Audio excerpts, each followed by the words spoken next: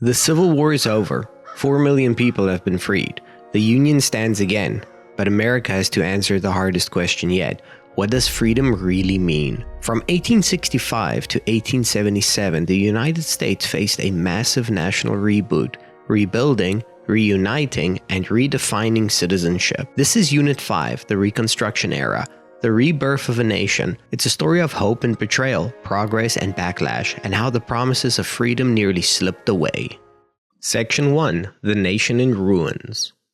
In 1865, the Civil War ended, but the United States was a wreck. Over 600,000 Americans perished. The southern economy was destroyed, railroads and cities lay in ruins, and millions of formerly enslaved people had to start new lives with nothing. For the first time in American history, the federal government had to decide how to rebuild society from the ground up. 3 questions dominated.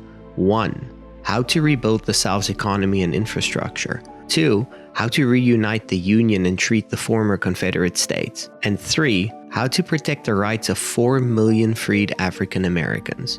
If you were in charge in 1865, what would you do to address these issues? Pause and think about that. I can't wait to read your answers.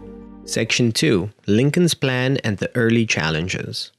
President Lincoln's approach was lenient. He wanted to heal, not punish.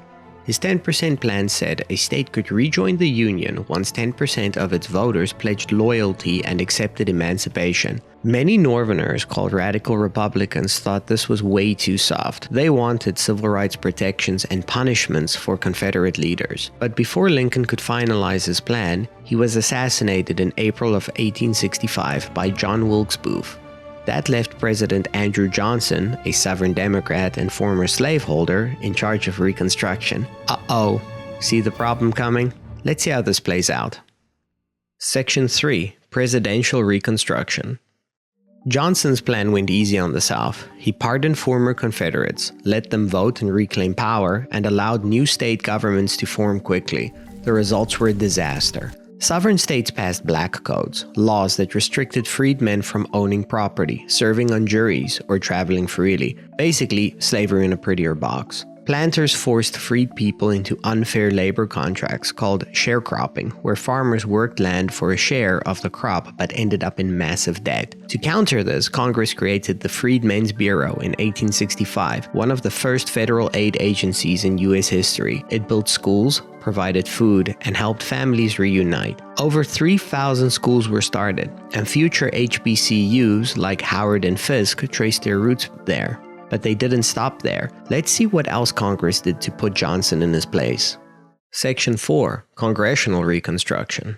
Congress overrode Johnson's vetoes and took control of Reconstruction themselves, ushering in Congressional or Radical Reconstruction. They passed the Reconstruction Acts of 1867, dividing the South into 5 military districts run by Union generals. To rejoin the Union, southern states had to ratify new amendments and write constitutions guaranteeing equal rights. This is also when the 3 Great Reconstruction Amendments changed the Constitution forever. The 13th abolished slavery completely.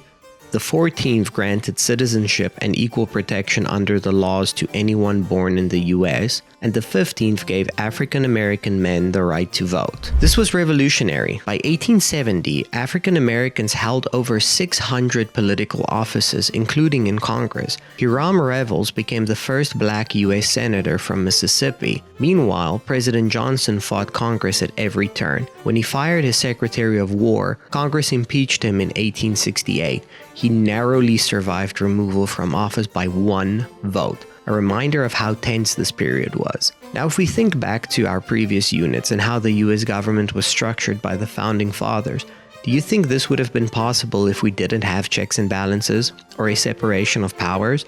Let me know in the comments what you think. Alright, let's see how all this affected African Americans and the tragedy that comes next. Section 5. Life for Freed People, Progress and Backlash. For the freed population, Reconstruction was a time of amazing firsts, but also constant danger. Freed men built churches that became community centers and founded schools and businesses. Families that had been torn apart by slavery found each other again. For a moment, the promise of freedom was real, but white supremacists responded with terror. The Ku Klux Klan and similar groups used violence, threats, and lynching to control black voters and restore white power. Congress tried to stop them with the Enforcement Act, but terror and intimidation spread throughout the South. People who supported Reconstruction became targets, and the Klan expanded into the North. Sadly, this leads to some pretty dire consequences. Section 6. The End of Reconstruction. By the 1870s, Northern support for Reconstruction was fading. The country was tired. Economic crises, scandals, and Reconstruction fatigue took over. Then came the election of 1876. It was so close that both parties claimed victory. To break the deadlock, they struck a deal in a dark, smoky room. The Compromise of 1877. Republicans got the White House with Rutherford B. Hayes becoming president, but Democrats got federal troops withdrawn from the South. That was the end of Reconstruction.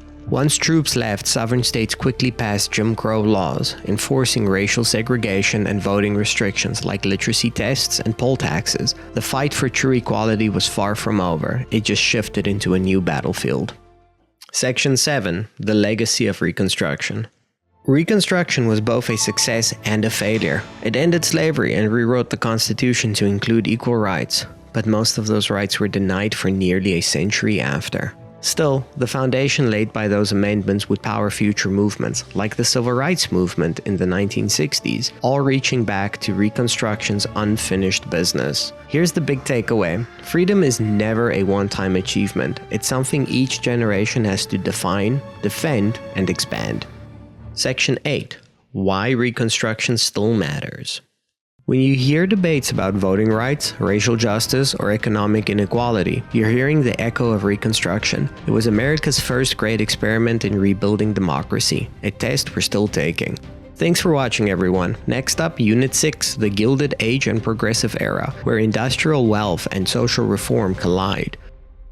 If you learned something today, hit like and subscribe so you don't miss the next episode. Don't forget to let me know in the comments which part of Reconstruction felt most like a victory and which felt like a letdown. Let's talk about it.